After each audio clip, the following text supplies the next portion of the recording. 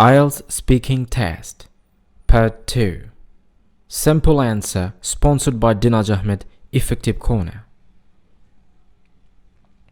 Describe a book that you enjoyed reading because you had to think a lot. You should say what this book was, why you decided to read it, what reading this book made you think about, and explain why you enjoyed reading this book.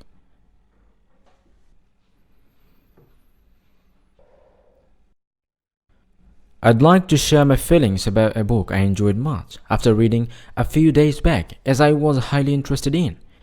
The book was particularly about the Liberation War of Bangladesh in 1971, named Amar Bantu Rashid, written by one of the most prominent writers, Muhammad Jafar Iqbal.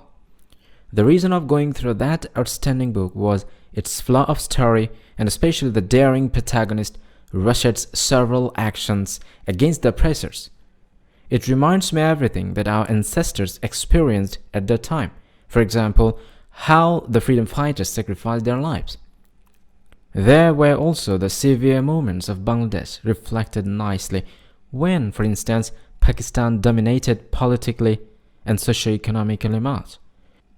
Being curious as I loved knowing history rather than anything else, I was thinking to read that great book and eventually did it, as I think I'm a bookworm. The more I read, the more I got surprised because of the oppressors' immense brutality throughout the country. That made me extremely sad in the end. Many people from all classes were killed inhumanly. That was quite shocking, and the brutality got its peak.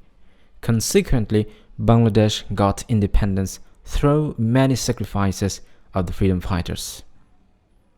I assume that this book, after all, gives me a great glimpse of the liberation war of Bangladesh. I loved the way the writer narrated everything chronologically, highlighting the main segments of the terrible time in the history, and of course, I do recommend everyone to read. That's it.